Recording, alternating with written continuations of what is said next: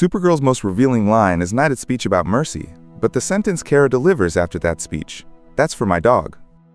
Only moments earlier, she persuaded 13-year-old Ruthye that killing Krem would force the girl to carry him for the rest of her life. Then Ruthye walks away, Kara takes her sword, and finishes the revenge herself. The interesting question is not whether this makes Kara a hypocrite, but whether the film can call vengeance a sacrifice when it never shows her paying the price. The film writes its rule against revenge before Kara has any reason to break it. Ruthye hires her to hunt Krem, the man who murdered her family, for her father's swords, and makes no secret of wanting him dead. Kara refuses to turn a grieving child into what she calls a psychotic child murderer. Then Krem poisons Krypto, leaving the dog 3 days to live and putting the antidote on the same road as Ruthie's revenge. The partnership now has two motives. Kara needs the cure, while Ruthye wants the kill. Kara becomes the conscience of that arrangement, warning that people driven by what someone deserves end up unhappy. That distinction matters because she is not arguing that Krem is innocent. She is arguing that vengeance changes the person who performs it. Bilkis makes Kara pay for that principle before the finale asks us to believe it. Bomar and Merrick betray Kara and Ruthye in a desperate attempt to recover their kidnapped daughter from the brigands. When the exchange becomes a battle, Ruthye gets her chance at Krem and Kara stops her. Krem uses the escape to murder Sarna and the people around her before fleeing through a portal. Mercy now has a body count, which keeps Kara's position from being an easy slogan. Ruthye blames her, and Kara has to face the possibility that stopping one death enabled several more. Yet Kara does not decide that restraint was childish or useless. She keeps insisting that revenge would haunt Ruthye long after its brief satisfaction. Kara has moral authority here because Ruthie's grief reflects her own. She watched Krypton die, survived the slow poisoning of Argo City, and lost the life she was meant to inherit. Her birthday crawl through Red Sun worlds lets her drink, bleed, and hide from pain that invulnerability cannot solve. Ruthye is that same wound without superpowers, and with one human target. Kara knows force cannot restore a family because all her strength has never restored hers. Saving Ruthye, therefore, becomes more than protecting a child from danger. It is Kara trying to prevent grief from choosing the shape of Ruthie's future. The final confrontation appears to complete that argument, right until Kara changes who is allowed to hold the blade.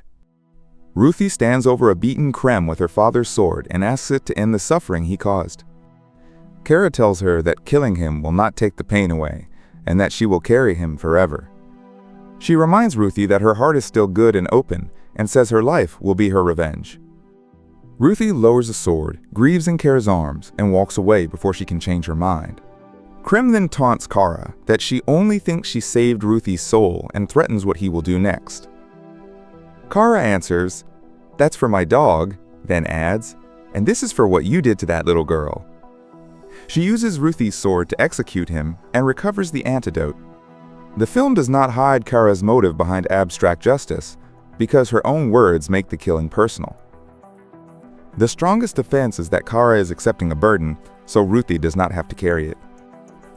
Krem is a murderer, torturer, and trafficker who has escaped before and promises to hurt Ruthye again. Krem is beaten but still threatening Ruthye, and his earlier escape proved that leaving him unsecured could cost more lives. Kara also sees herself as damaged in a way Ruthye is not, which makes the choice feel like an adult absorbing a wound meant for a child. Under that reading, she is not claiming that killing is harmless. She is deciding that Ruthye still has an innocence and future worth protecting, while her own hands are already less clean. That is a dark form of care, rather than a cheerful superhero rule. It is also the most generous version of the ending, and the film gives us enough to take it seriously. But sacrifice only completes the film's argument if the story lets Kara carry what she took from Ruthye. The next scenes heal Krypto, extend the birthday celebration, and send Kara home ready to stop running. No confession, hesitation, or private reckoning connects Krem's death to the burden she described seconds earlier. Krem's threat explains why Kara cannot simply abandon him, but it does not establish that execution is the only way to contain him. She chose authorship of the death, and named Krypto and Ruthye as her reasons. That makes the act vengeance, even if the willingness to perform it contains love. The film can portray Kara as wounded and inconsistent, but its warm resolution treats the choice like completed emotional business. It asks us to infer a lifelong cost, while giving that cost no scene, no line, and no effect. Mercy becomes moral specialization. The child receives restraint, while the damaged hero is assigned the violence. The source comic exposes what the adaptation traded away for that release. Ruthye gets the first chance to execute Krem and discovers that she cannot bring herself to do it. Kara later approaches the same line, but Ruthye stops her, and the lesson binds them both. They send Krem to the Phantom Zone, where he experiences roughly 300 years of imprisonment before claiming to have changed. In the far-future epilogue, an elderly Ruthye strikes the repentant Krem with her staff, and the final image leaves room to dispute whether he survives. The film screenwriter read that beat as Ruthye killing him, while Tom King says Krem lives. Either way, the comic stretches consequence across centuries, instead of treating death as immediate emotional closure. The film keeps the language of that harder choice, then divides its moral cost between two people. Ruthye gets the growth, Kara supplies the catharsis, and Krem's execution becomes a service the hero performs in secret. Supergirl saves Ruthye from revenge, but never explains why finishing that revenge saves Kara. There is a strong film hiding inside this contradiction, one where Kara's love for Ruthye drives her to make a terrible choice, and the aftermath forces her to own it.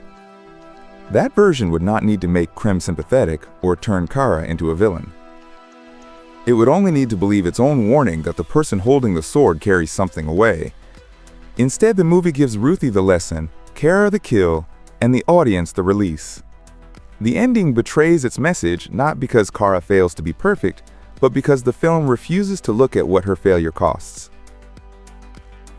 If you enjoy deep dives into these topics, subscribe to the channel so you never miss a weekly video essay. Did Kara protect Ruthye by killing Krem herself? Or did she betray the lesson she had just taught her?